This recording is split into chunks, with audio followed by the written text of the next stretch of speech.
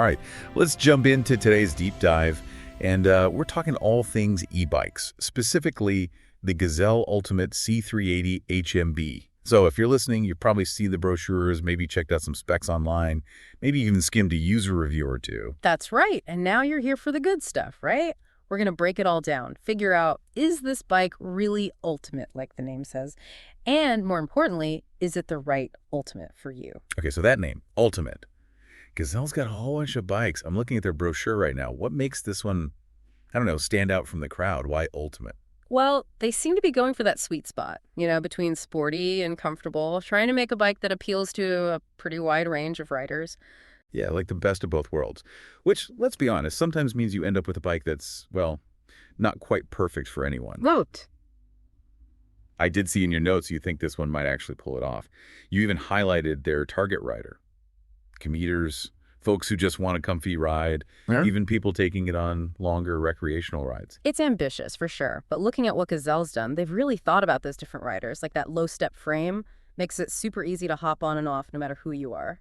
You know what? I did circle that in the brochure. Smart thinking. Mm-hmm. And okay, speaking of smart, can we talk about this Enviolo gear system for a second? Yeah. Stepless gears. What is that even like? It's pretty cool. Imagine, instead of those clunky gear changes, it's totally smooth, like a dimmer switch, but for your pedaling.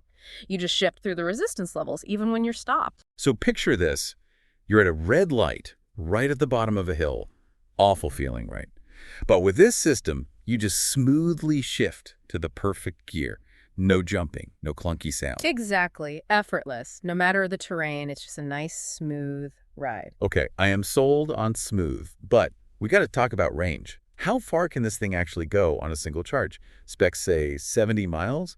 Is that like real-world riding or just in a lab somewhere with perfect conditions? Yeah, good point. You always got to take those stated ranges with a grain of salt. They're calculated under ideal conditions, like constant speed, perfectly flat ground, no wind. So what's a more realistic expectation for the average rider? Someone who's, not in a wind tunnel. It really depends. Riding style, the terrain, how much assist you're using, even the weather plays a role. But even if you get half that, let's say 35 miles, that's still pretty great for most commutes or just getting out for a day trip. Right, exactly. Okay, so while I was digging through everything on this bike, I found something kind of interesting. A whole Gazelle International Owners Group on Facebook of all places. Yeah. Seriously, like everything has an online community these days. But a whole group of Gazelle owners, that's got to be a gold mine of real-world info, right? You got it. It's like having a direct line to people who actually ride this bike every day. They know all the quirks, the best accessories, you name it. Exactly. I bet you could find anything in there. Troubleshooting tips, advice on maintenance, maybe even recommendations for good bike shops. Oh, absolutely. Plus, you got that shared experience, people posting pictures of their rides, maybe organizing group rides. It's a whole community. Okay, now I'm picturing myself on a group ride with a bunch of Gazelle enthusiasts.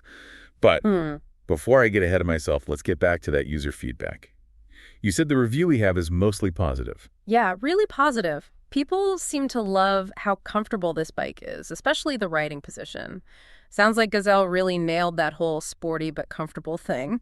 That's great to hear, especially if you're going to be spending a lot of time on it. But what about the weight? This isn't exactly a feather-light bike. Are people finding it hard to handle? It's a fair question for sure, especially if you're lifting it onto a car rack or maybe hauling it upstairs. But surprisingly, most owners aren't bothered by the weight. So what's the secret? How are they managing it? That powerful motor. It really does the heavy lifting, especially when you're starting from a stop or climbing hills. It takes the effort out of it. So it's more like gliding than, pedaling a tank. Exactly.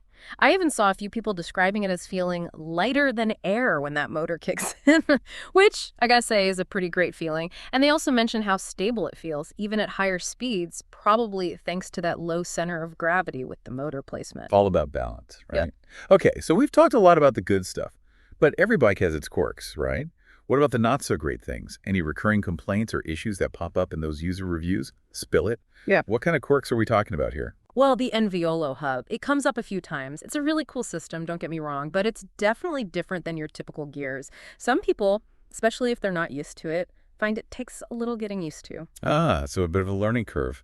But hey, maybe that's part of the fun. There you go. And once people figure it out, they love it. That smooth shifting, it really grows on you. All right, got to add master the Enviolo hub to my to-do list.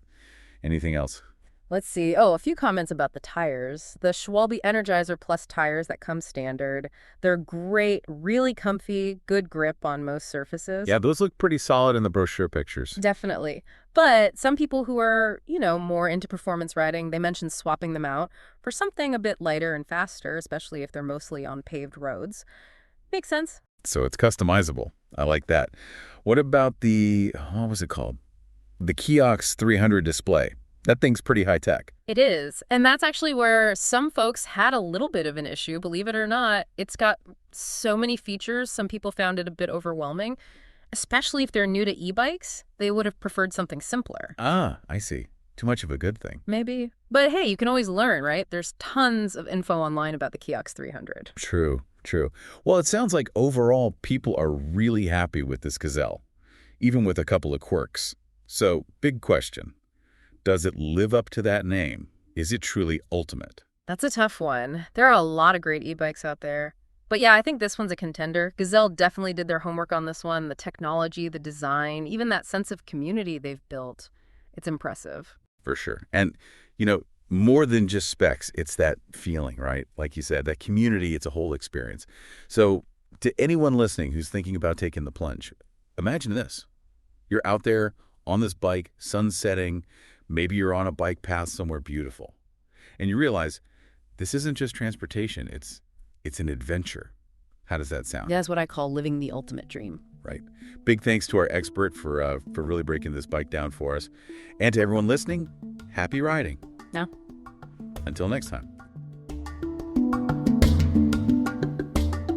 The Herd Podcast is produced by the Gazelle International Owners Group on Facebook.